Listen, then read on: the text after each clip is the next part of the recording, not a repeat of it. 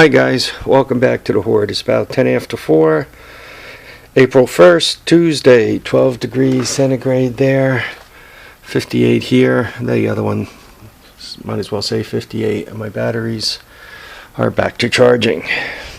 So you guys remember this thing? And you remember this front tire? I finally got this thing to seal. And what I had to do to this thing was all of the above, quite honestly. I took it all apart again. You can see my little tire machine is sitting there. I took it completely apart again, took the wheel off, and I wire wheeled the heck out of it. Right? And you guys could see all kinds of metal and dust there.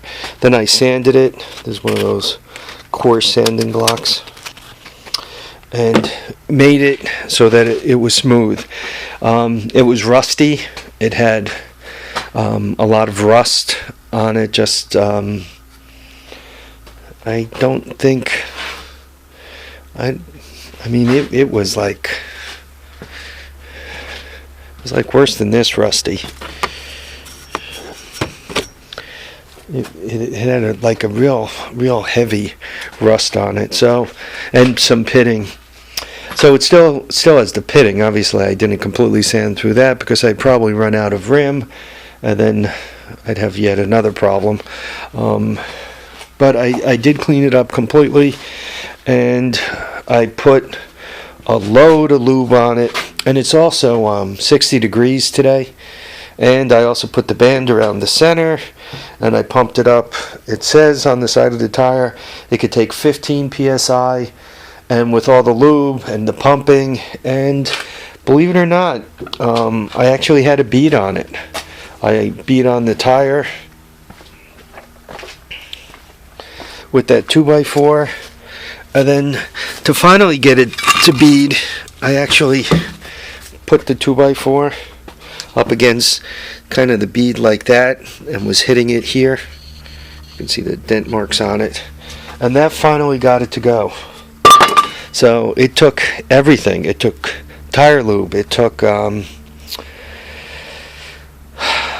beading, it took the strap, it took warming up, it took it all to get that thing to seal. And when it sealed, it didn't do a pop. It like slid on, ever so slowly. So even beating on it, each tap it would go on a little bit and then a little more. So while I was tapping on the rim was kind of rippled. I don't know if you guys could see it, a couple of spots. It was kind of rippled, and I straightened the rim out too while I was doing it. But anyway, about this thing. So once I got the tire on the rim and got it sealed up and proper and all that, look at that brand new tire. See all the little nubby things on it? It looks like it needs a haircut. So brand new tire. Put the wheel on, with the anti-seize. The brake shoes were good. The cable was good, so I lubricated all that up. One of these are broken, so it's got 3 out of 4. I got anti-seize on it. This was stripped, so I had to beat the next size bigger socket onto that, but I got that straightened out and all there. Has a brake handle, brakes, right? Gotta love having brakes. I normally don't. Throttle works, so I kind of started on the front, worked my way back. Got to the engine, hooked the ignition back up. This is the one I had to put that extra ground on. It's missing this bolt here. Had to add the extra ground because this one actually lost spark because it doesn't have ground. These switches are still disconnected. I got to kind of go through the wiring. When you see stuff like that taped up stuff, you got to understand what they were up to. So I just disconnected all of that. Just made sure the essentials are hooked up, and it does fire up. I don't have a muffler on it right now. See the tailpipe right where my finger is there? So it is loud. I did start it up a little while ago, kind of shift it a little bit to make sure that all that worked. Obviously I have tires on it. I wanted to get rid of the air box, right? I wanted to get rid of all this complicated stuff and go with an air filter, just a simple air filter. But William Stanton could understand the problem. The problem is my air filter hits this metal thing here. So I gotta look around. If I can find an air filter that doesn't get so big on this side where my finger is, it will actually go right on there. Generally speaking, I like these air filters. They're cheap. They're like $8 each. You know, China crap. But they seem to do a nice job, and they get rid of, you know, big boxes and hoses. Just cleans the bike up quite a bit underneath there, so I kind of like that. In the back, you guys saw it before, the rear end's on, right? You can see the nice new bolts. The adjuster's on. You can see that down here, right? The 2 bolts on the bottom, the new tires, that hole there. Right now, obviously, it's jacked up. The brakes work. The brake lever works. So this is going to have front and back brakes, something my bikes normally do not have. So they got that. Yeah, I have to look for another solution for the air filter. I got the front fender on. I'm probably, for the first ride, there's the seat to it. The seat's a real classic. You guys are going to love this.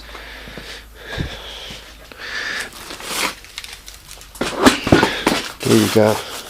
He used camouflage tape, and I guess that's where a mouse or something chewed on it. But camouflage tape seat. Nasty. But I don't know what I'm going to do with it. I'm not sure how they have the actual seat attached. Oh, they got those little pointy things. So, oh look, I got a toolkit. It's almost never that you find a toolkit with these things. Check that out. So anyhow, that's the story. Hopefully, by the end of the next sequence of videos, this thing is completely done, and I wish I had a better spot to put it, because I actually kind of want to do some work in the garage here. Once again, now that it's warming up, what I should do is, now that it's warming up, I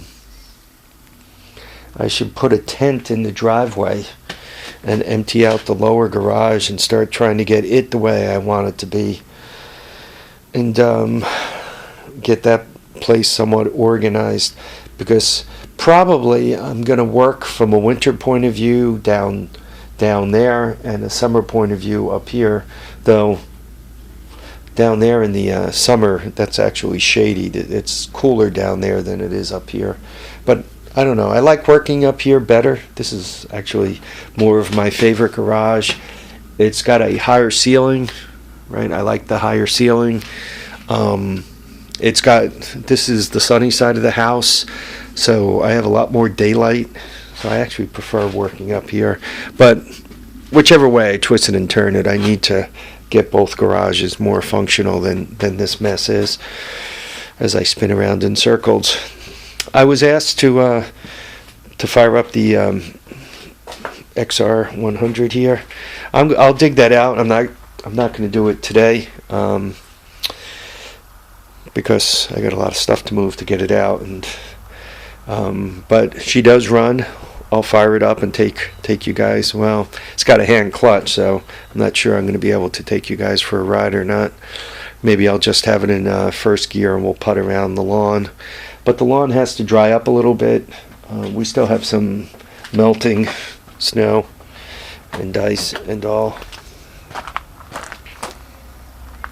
So until I get that all straightened around and cleaned up, I really don't want to take it out. I don't like getting the bikes real coated with mud. Some guys don't mind. I'm not much of a mud runner type person. I try to keep my stuff halfway decent, and I'm not big on submerging bikes. A lot of guys, I don't know if you watch, God, what's his name? Tom Martin. He takes all his stuff deep in the water. I have a tendency not to do that because it plays havoc on the bearings. Water gets in there, and the next thing you know, they rust up, and you got to do a bearing job. And for some of these rear ends, if you've priced them on eBay or the 250 SX rear ends, or even the big red rear ends, some folks out there are trying to get like $500 for them. By the time you get to your house, $300, $400, $500. So, and God knows what these rear ends would cost. I could probably buy a whole bike cheaper than I could replace the front end or rear end on this. So I'm not one for putting them in deep water, snorkeling them, so to speak, or putting them in real deep mud. So most of my stuff has a real easy life. If you guys ever hear of a ATC hoarder having an estate sale in Dutchess County, that means that I've met an unpleasant demise, and the wife and kids are selling off my crap. Make sure you get to the garage sale early, because there's a lot of cool stuff here, and they'll probably sell it a lot cheaper than it should go for. So once again, get here early and buy all the hoarder stuff. All right, guys. I'm not sure if this is a pleasant note or not.